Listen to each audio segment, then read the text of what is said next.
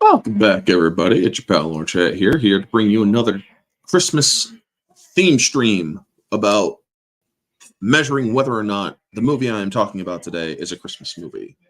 So, Lethal Weapon, is it a Christmas movie? And this is episode 15. But before we get into it, if you want to support my channel, if you want to help my channel out and help it grow, share my streams out, share my content out with others, let people know what I do and whatnot, as well as watch my videos, get the watch time up. I'm at 3,300. I need 700 more hours to go. I'm also trying to get the 1,500 subscribers before the end of the year. I just need 28 more to go. I lost a subscriber somewhere along the way. So, yeah, if I can get the 1,500, that would be great. If I can get the 4,000 before my birthday, that would also be great. So thank you so much to everybody who has been supporting my channel. You all are freaking awesome and you're loyals, and I do appreciate you every freaking day of my life. So before we get into the debate, let me say hello to the chat. Vanya, good to see you. Neozoic, howdy do. And my buddy Craig, how you doing? Thank you so much for tuning in. So last week I did the merits on Die Hard, and Die Hard turned out to be not a Christmas movie, not a movie with, or an action movie with Christmas themes, but a Christmas action movie in the middle of the debate. And this movie, however, does actually fall more, well, we'll get into it. This movie does start with a Christmas song, and there's a Christmas tree shop in the show. I mean, when we see Riggs doing his job with the Coke and busting up a Coke ring and whatnot. So he's at a Christmas tree area for buying Christmas trees as well as slinging dope. Looney Tunes Christmas is on. Christmas music in the police station. Christmas music is wished upon Merry Christmas is wished upon others in the movie. So all of this is in the, yes, it is a Christmas movie. Christmas decorations on windows in stores. You even see a Santa Claus in this movie in the scene with the jumper, or with the guy that wants to jump off the ledge. And we see Christmas decorations in the house. And the movie ends with Christmas music and getting ready for a Christmas feast. So, yeah, those are all the arguments for this movie being a Christmas movie. Now, are there any real arguments against it being a Christmas movie? Well, yes, actually. The movie was filmed in March, or not March, but it was released in March. It was not released during the Christmas season. There is also the fact that it stems more around a cop movie with action in it, as well as it's heavy with other themes other than just the Christmas stuff. So it's built around Christmas. People have argued that. It is violent, which is not exactly a Christmas theme. You're exactly right there, Craig. There's nudity in it, which is not exactly a Christmas theme unless you are going totally biblical, where nudity wasn't a thing. How would I compare Richard Donner's R.I.P.? Yes, R.I.P. to Richard Donner. Lethal Weapon with his other works, such as Superman 1 and 2, the Donner Cut, The Goonies, The Omen, OG Twilight Zone series, 6 episodes. Scrooged. Scrooged was awesome. Scrooged is actually one of my favorite Disney movies. I recently saw to address this because it is hilarious. I recently saw a clip, or not a clip, but a meme where the guy where his boss finds not Aykroyd, but Bill Murray, and he's saying, "You're going to be visited by 3 ghosts," and then you see Bill Murray crank up his proton pack Ghostbusters 2. And he's like, I'll be seeing myself out. I mean, that was freaking hilarious. But Richard Donner, actually, this was one of his better directed movies. This was also it's actually written by Shane Black during the movie The Predator, while the movie The Predator was being made, or Predator was being made. So that was also interesting. Shane Black gets the writing credit. But yeah, the first fun fact is that it was meant to be much darker. It was originally more about a brutal cop that everybody fears and despises because of his tactics, but his methods tend to work, who is teamed up with a more honorable cop. Well, we know that Riggs is, well, he can be brutal, but in this he comes more across as crazy. This movie has some of Mel Gibson's best acting in it. And I also recently saw Fat Man, folks. I didn't do a review for it because, well, I don't get a lot of views on my reviews anymore. I mean, I get like maybe 20 views most, so I didn't review Fat Man. If you want to see my thoughts on Fat Man, it's on my Twitter. But I also thought that was also a good movie. But Mel Gibson's acting in this movie, where he is playing Martin Riggs, and Riggs is ready to eat a bullet because he lost his wife. And I mean, the way that he plays those scenes, you really do believe that he might actually just and whatnot. How would I compare Shane Black's writing of the film for his other works, such as Monster Squad, Last Kiss, or Last Action Hero, Kiss Kiss Bang Bang, Long Kiss Goodnight? Long Kiss Goodnight? He did that one? No shit.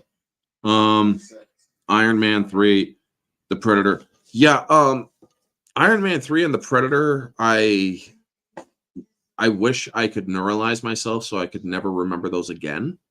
Long Kiss Goodnight, that was good. Kiss Kiss Bang Bang, that was good. I haven't seen the Monster Squad, so I can't really talk on that. But he did a very good writing for this movie, except that they had somebody bring in somebody else for a little bit more writing to rewrite it a little bit.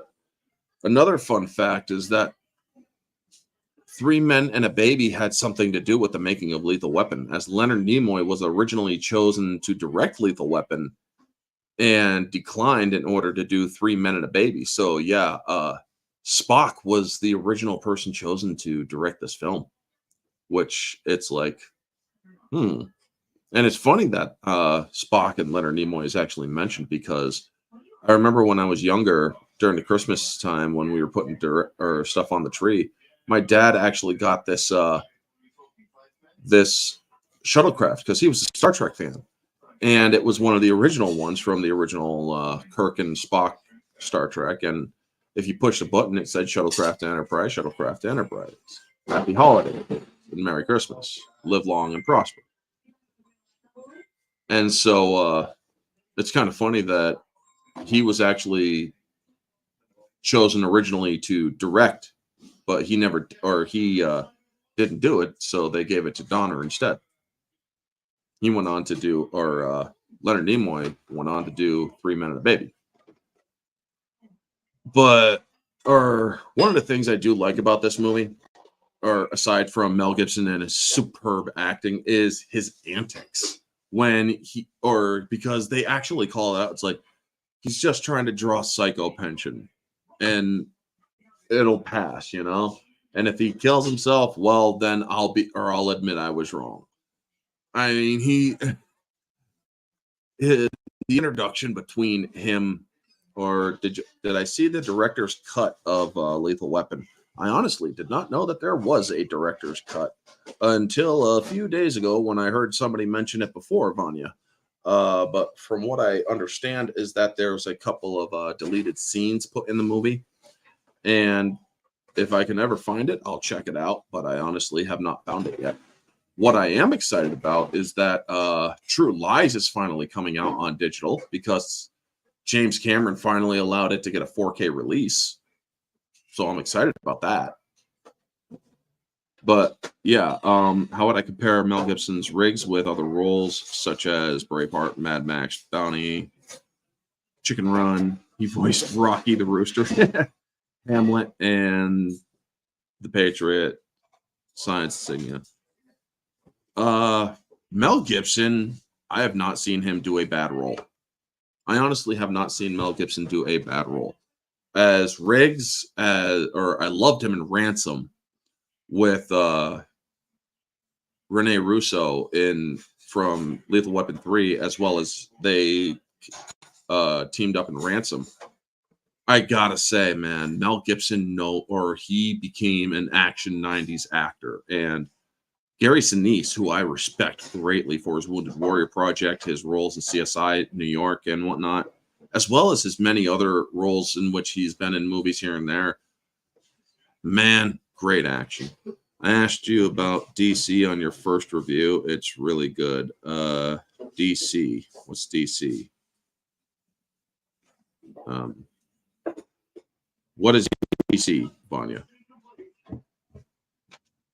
But yeah, comparing his roles as Martin Riggs, I would say that his role as William Wallace was very well done. That was peak. That is peak Gibson. Nowadays, when he played Fat Man, he played Santa, Chris Kringle. I thought that was actually pretty good too. But his best roles are Martin Riggs, Lethal Weapon 1, William Wallace, and the father in Ransom. I thought that he did great as those are his top 3 roles. Another fun fact, Donner wanted a more lighthearted Lethal Weapon as opposed to the Shane Black darker version.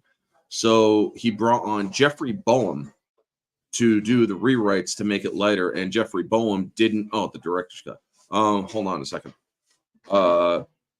Jeffrey Boehm did not get a writing credit in this movie, although it's his rewrites that made this movie the lighter-hearted, more buddy comedy cop movie that it became. Another fun fact, Riggs was almost played by Bruce Willis, funnily enough, due to the whole Die Hard thing. And Gibson was considered for her. Gibson, funnily enough, was considered for John McClane in Die Hard. So imagine that Bruce Willis is Riggs and Mel Gibson was John McClane.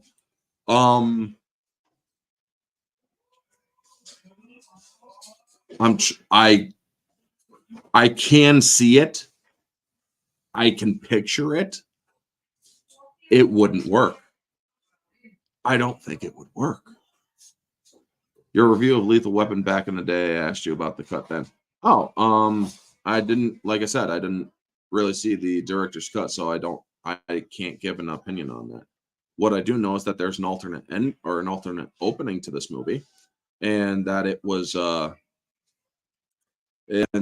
showing Riggs getting hammered at a bar, and these guys just bust right in and to try to rob him as he's getting ready to leave. And so he just knocks the hell out of him, and he then gets kicked out of the bar because he's bad for business. Oh my God, that was. But also, this movie cemented Mel Gibson as a heartthrob, so to speak, because his introduction in this movie, you actually see him just butt naked. And if I remember correctly, Mel Gibson is from Australia. So it really does make sense. I mean, that would be kind of the thing he does, you know. He's a non-caring cop at this point. That he wants to end it. And I love the scenes where he is just truly nuts, especially the scene where he's on the roof with the jumper.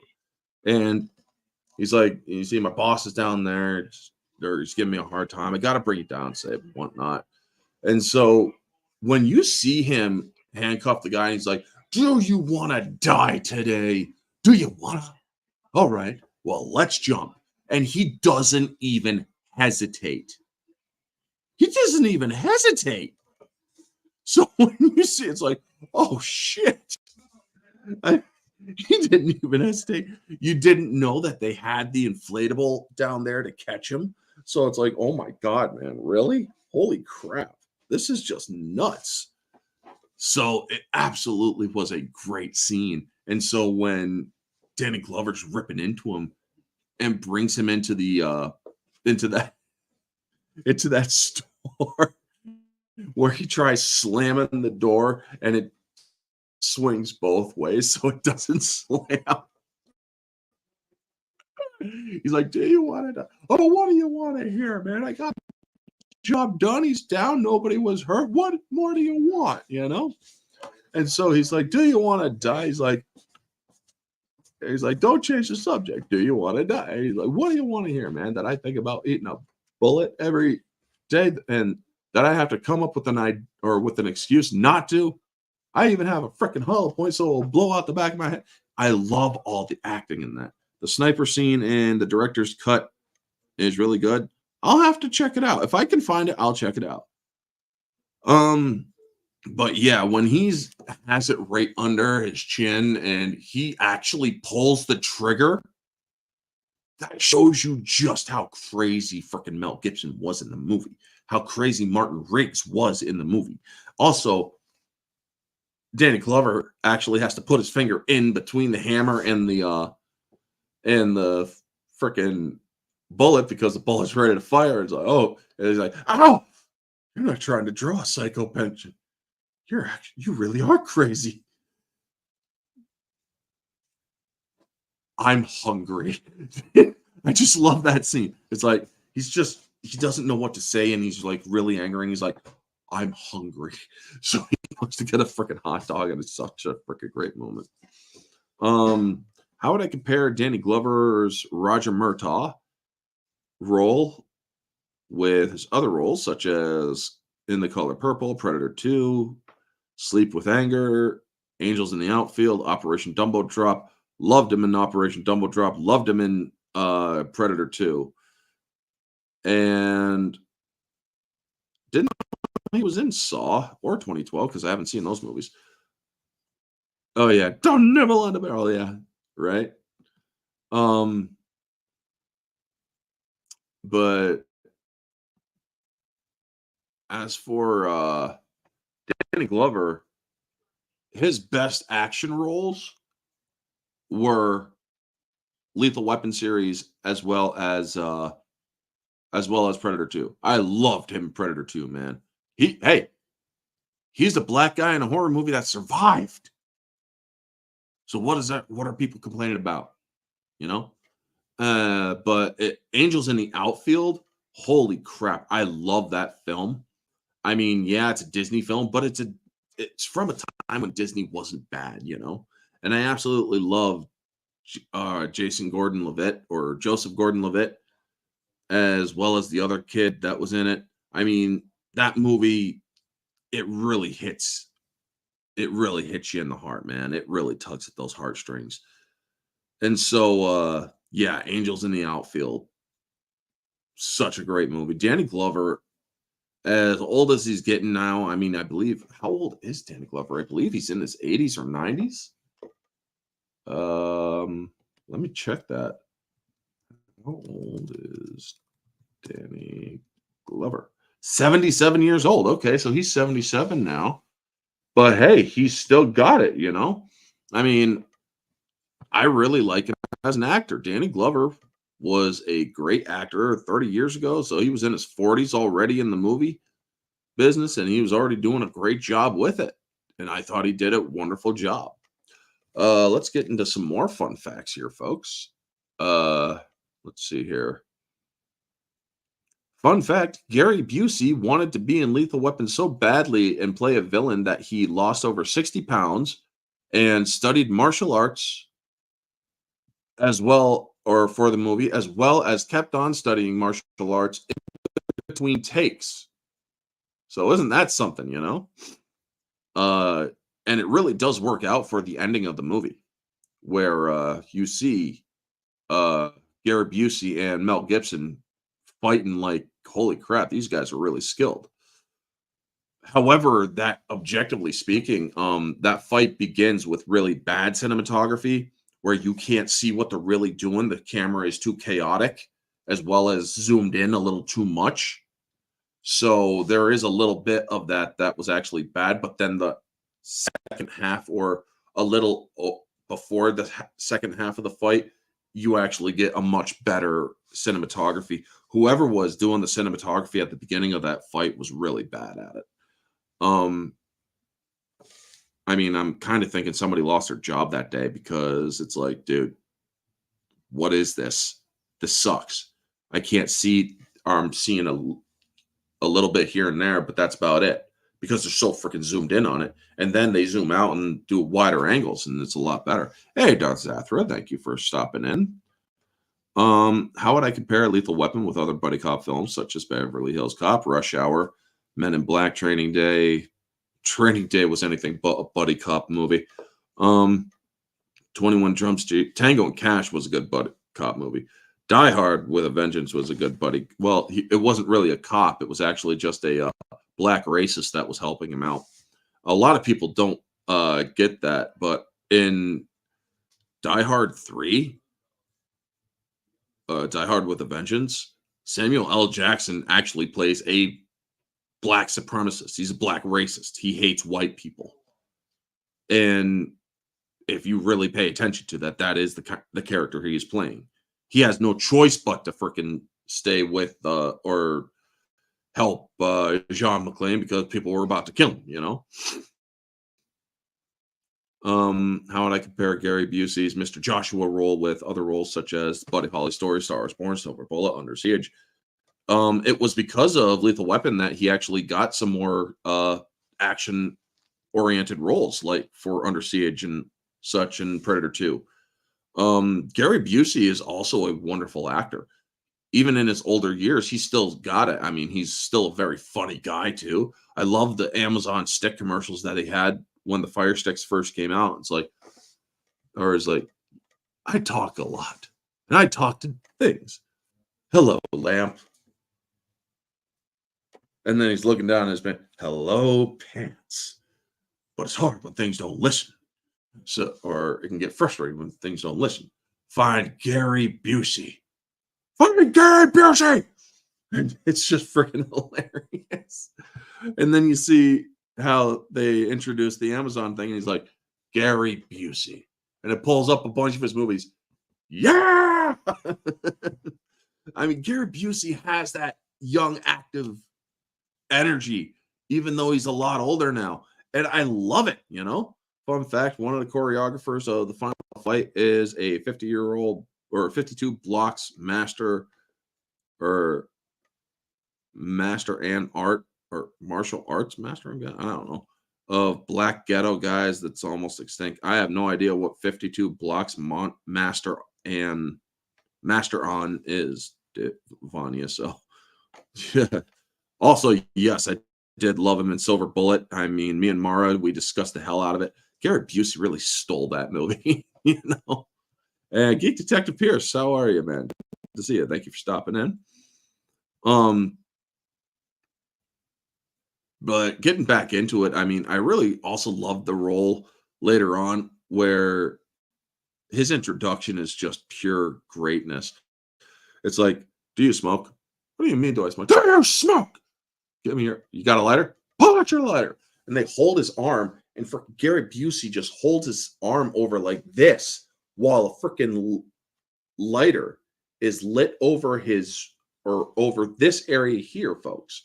Now, this area here is one of the softest parts of the arm. I mean, you got the tough meat here and whatnot. Sure, you got the tough meat up here, but this here, very soft.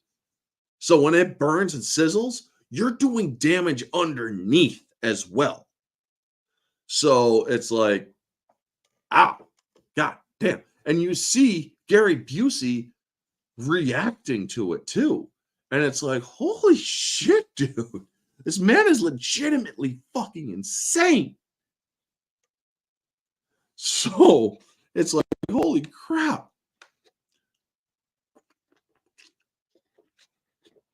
Oh. So 52 blocks is a block people ghetto martial art, which is almost extinct because most practitioners are dead or in jail. Oh, okay. That's interesting. Yes, Lethal Weapon is a Christmas movie, just like Die Hard 1 and 2. Me and my wife was like, get in here so we can watch Die Hard. Nice. And as I said, Die Hard is a Christmas action movie, as is Fat Man. Fat Man is a Christmas, well, it's a Christmas action movie as well. Fat Man was a slow burn for me, and I only mentioned that because of Mel Gibson being in it, as well as this movie, Die Hard, and it possibly being a Christmas movie. So another thing that I like is when they really do hold the fact that this movie is, or you hear Merry Christmas throughout. Also, you see the Christmas tree, you see all that other stuff. So yes, this movie does really hit. I don't know why Training Day was in the category of buddy cop films. It's because two cops were together and doing their stuff. It wasn't a buddy cop film, Nizog, but you're right. It isn't a buddy cop film. But whoever did put it in there, I think that they should really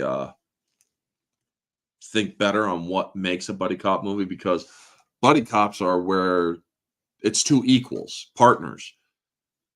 Ethan Hawke was a trainee in Training Day, and he was about to go down and get killed too because of his not wanting to bend and break the law. Violent Night, I think we will watch Friday. I'm going to be watching that later on this month to discuss it with Mara on the second Thursday singles. Krampus is what we're going to be discussing next Thursday. Not this Thursday, but next Thursday. Although, you know what? I might watch Fat Man again, and I might discuss it Thursday on my channel. Just because I think I will do a an impromptu Thursday stream. Another fun fact. You have not seen Krampus. Get off my channel. You're no longer welcome here. No, just kidding. I'm just kidding. But definitely suggest you see it. Fun fact, music collaboration. Michael Kamen was brought on to score Lethal Weapon, and in order to get Riggs' theme, he teamed up with none other than Eric Clapton. So, yeah. Speaking of buddy cop references in Japanese tokusatsu, I mentioned that I am into Kamen Rider W, detective-themed rider. Okay. And it has that aesthetic. Nice. So, yeah, the for that Riggs theme that you hear throughout, that's thanks to Eric Clapton. So that's pretty cool. Promotion for the film included a black and white poster that didn't say much about the film. And after a color poster was made, the color poster included a scene from other country did the color poster with scenes from the movie to liven it up and basically say this is an action movie. So that's also interesting. But face blue smiley, yeah, right. Bite me, man. I can only keep up with so much. And it's only one I haven't seen a few years ago. You know, life got no. I hear you, dude. And like I said, I was just kidding with you. Another fun fact, Lethal Weapon would make $120 million on a $15 million budget. And although it was set around Christmas, it was released in March of '87. So, yeah, there's an argument against it being a Christmas movie because it was put in March of '87, not during Christmas. Fun fact, Lethal Weapon's success would lead to the 3 other sequels and a 4th down the road because Mel Gibson and Danny Glover are still working on the newest and final chapter, hopefully, of Lethal Weapon. Not to mention that series that nobody talks about. And the last fun fact was the ultimate or the alternate opening of Lethal Weapon, where Riggs is in a bar getting hammered, and after two thugs try to mug him, they get their asses kicked.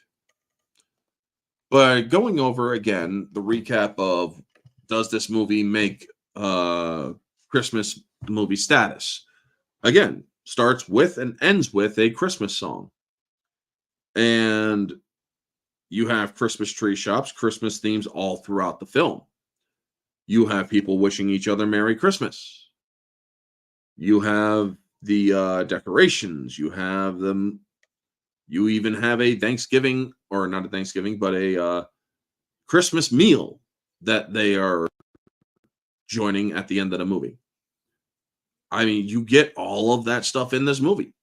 Now, yes, there is also the action, the violence, the sexual stuff that is not in your everyday Christmas movie. So that kind of argues against it. However, all of those things that I have listed for the argument of that it is a Christmas movie does outweigh the themes of it not being a Christmas movie. So Lethal Weapon, in between action movie or buddy cop movie with Christmas themes and Christmas movie, I'm going to say it's the same as Die Hard. It's a Christmas action movie. So yeah, technically, yes, it is a Christmas movie. Have you, or you have not seen Enemy Mine yet? So I think you should that should cost you some key points on your card. Hey, dude, I can't see everything I want to this year. I mean, I definitely can't, or I wish I could see freaking Godzilla -1. Orange Hat, have you ever seen what goes on at the office Christmas party back then? Oh boy, yeah. I'm aware of what goes on at the Christmas parties back in the 80s, dude. Well aware of it. I mean, shit, it still happened in the 90s. You wouldn't believe what I walked in on at one Christmas dance at back in school. But yes, Lethal Weapon, I would say, is a Christmas movie. It's a Christmas action movie, to be more specific, much like Die Hard is.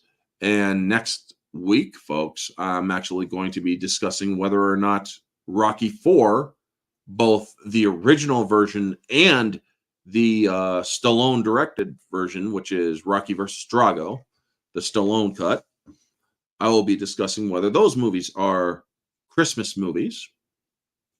So the week after that will be First Blood. But I do want to thank everybody who has stopped in.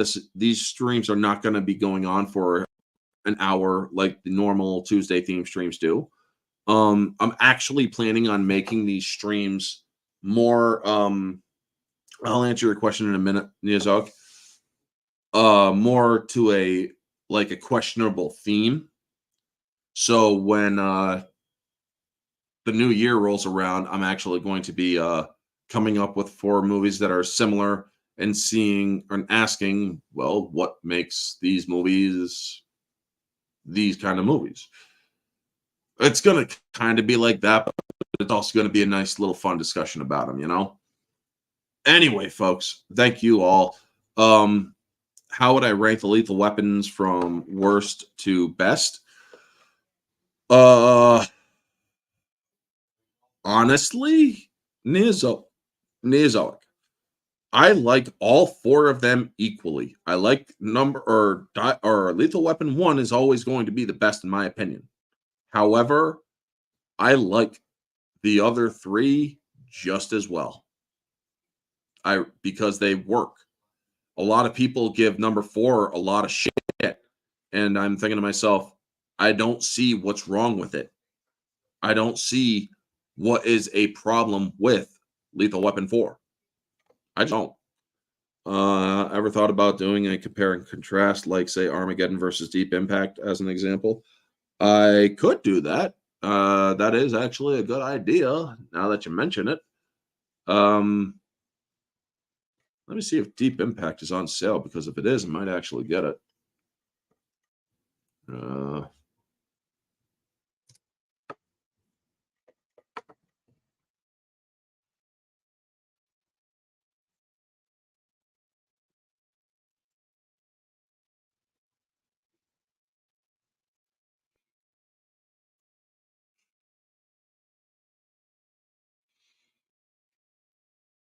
Hmm. Come on, load up.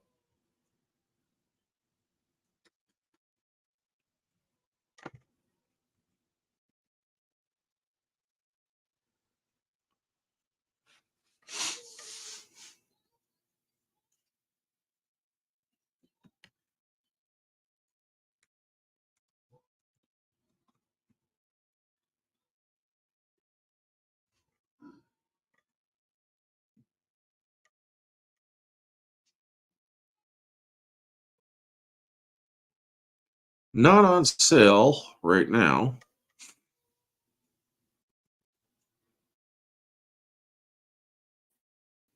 Hmm.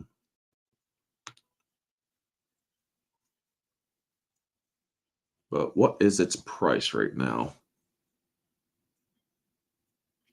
Good comparison for Volcano and Dante's Peak as well.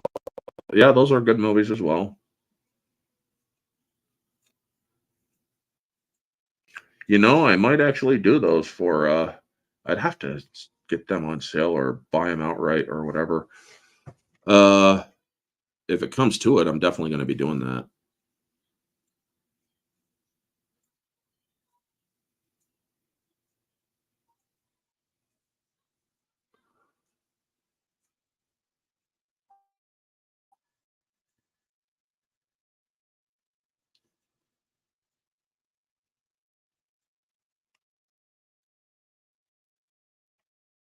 Come on, load up, you stupid thing. It's taking a while to load, folks, so I'm sorry for the delay. Um but yeah, I might actually do comparison movies next month. Thank you for the ideas. 14.99 for Deep Impact right now. Jeez.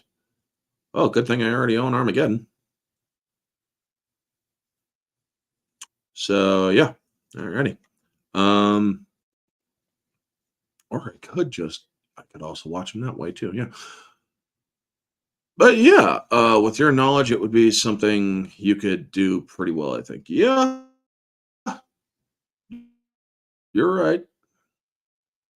Dante's Peak I recently got because it went on sale. And yes, it's also a very good movie too. I really enjoyed it. Freaking coffee time, dude. But yeah, that movie is actually really fun to watch.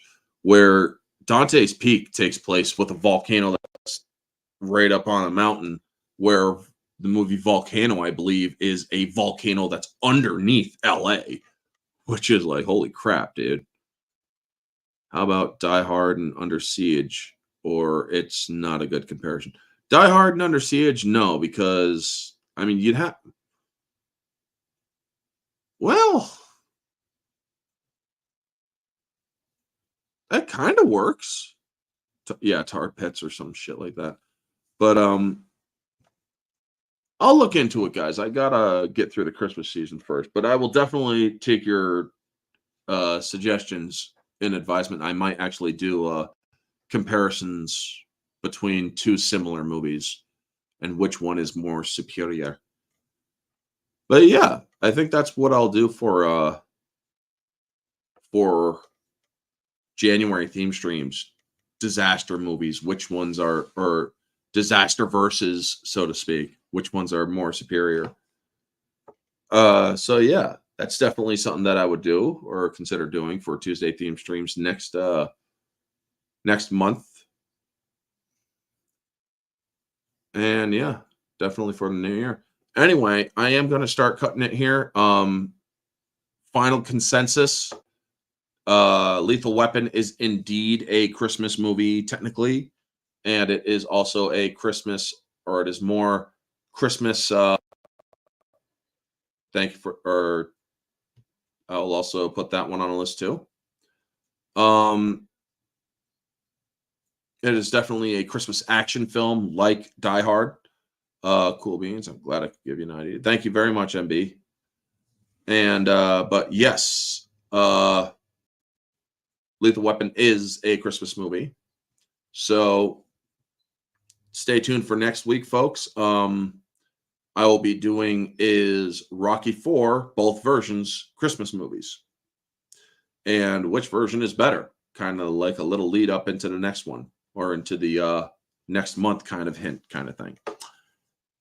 I meant not that or not OT or what? Or not it. Yeah, I know what you meant. Neozoic, it's all right.